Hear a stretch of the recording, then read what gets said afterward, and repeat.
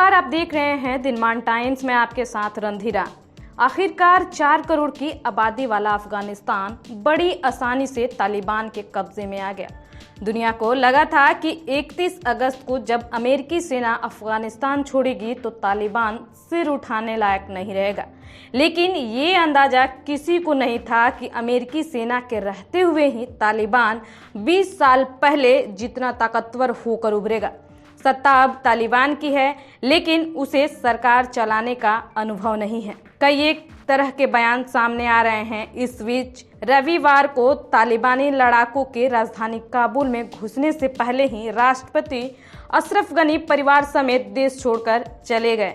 राष्ट्रपति अशरफ गनी के देश छोड़ने के बाद पूरी तरीके से तालिबान का अफगानिस्तान पर कब्जा हो गया है। काबुल की राजधानी तालिबान के हाथ में पड़ने के साथ ही भारत सहित देश के अन्य नागरिकों में बेचैनी बढ़ गई और हर कोई अफगानिस्तान से भाग निकलने के संघर्ष में जुटा हुआ है। विदेश मंत्रालय ने बयान जारी किया है कि भारत ने तालिबान द्वारा देश पर नियंत्रण की स्थिति से निपटने और भारतीयों को स्वदेश वापसी के लिए संबंधित मामलों में समन्वय के लिए अफगानिस्तान सेल की स्थापना की है।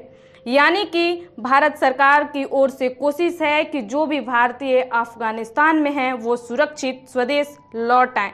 विदेश मंत्रालय के प्रवक्ता अरिंदम बागची ने सोमवार की रात सेल की स्थापना की घोषणा की। इस दौरान उन्होंने कहा कि भारत उन सिखों और हिंदुओं के परिवर्तन की सुविधा प्रदान करेगा जो युद्धग्रस्त देश छोड़ देना चाहते हैं।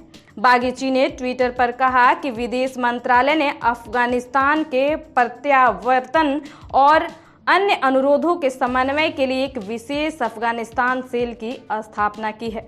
उन्होंने सेल तक पहुंचने के लिए संपर्क सूत्र भी दिया है।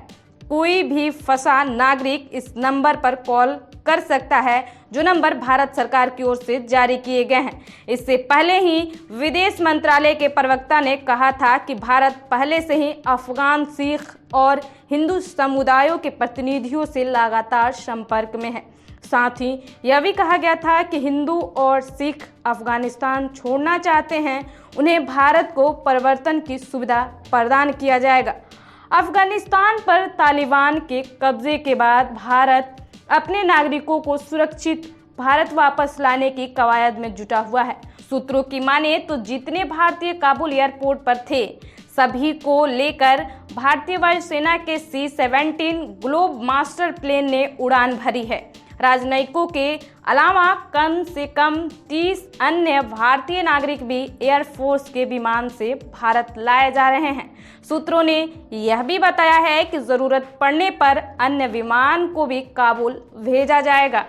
सभी भारतीय नागरिकों के संपर्क कर लिया गया है, किया जा रहा है। जो अन्य छूटे हैं उनसे भी संपर्क साधने की कोशिश हो रही है। कुछ भारतीय नागरिक अभी भी काबुल के बाहर फंसे हुए हैं, उन्हें भी सुरक्षित जगह पर शरण लेने और अपने को सुरक्षित रखने के लिए काबुल एयरपोर्ट पहुंचने के लिए कहा गया है। भारतीय राजदूत और अन्य कर्मियों को लेकर भारत आ रहा भारत वायुसेना का C-17 विमान दोपहर 1 बजे लैंड कर जाएगा। भारतीय वायुसेना का C-17 विमान सोमवार को कुछ कर्मियों को लेकर भारत लौटा था और आज दूसरा विमान भारत आ रहा है। यह खुशी की बात है कि जो भारतीय अफगानिस्तान में फंसे थे वे अपने स्वदेश आज लौट आएंगे। आपको बता दें कि इसके अलावा अफगानिस्तान पर विदेश मंत्रालय दोपहर 12 बजे बयान जारी करेगा। वहीं अफगानिस्तान से भारतीयों को सुरक्षित निकालने के मुद्दे पर आज सुबह भारतीय NSA अजीत डोभाल ने अमेरिकी NSA से बात की है। इससे पहले अमेरिकी विदेश मंत्री एंटनी ब्लिंकन ने विदेश मंत्री एस जयशंकर के साथ अफगानिस्तान की स्थिति पर चर्चा की थी। उन्होंने तालिबान के कब्जे वाले देश में प्रत्यक्ष हितों वाले विदेश मंत्रियों को फोन भी किया था। देखना दिलचस्प होगा कि आखिरकार जो बयान सरकार की ओर से जारी होते हैं उसमें किस तरीके की कूटनीति अपनाई जाती है और तालिबान को लेकर क्या कुछ कहा जाता है। तो देखना होगा कि किस तरीके का बयान जारी किया जाता है। फिलहाल दिनमान टाइम्स को आप देखते रहें। ये रिपोर्ट हमारे साथी विकास ने तैयार की थी। अगर आप फेसबुक पे देख रहे हैं तो दिनमान टाइम्स को वहां लाइक करें, ट्विटर पे देख रहे हैं तो वहां फॉलो करें, अगर आप इंस्टाग्राम पे देख रहे हैं तो आप हमसे जरूर जुड़ें।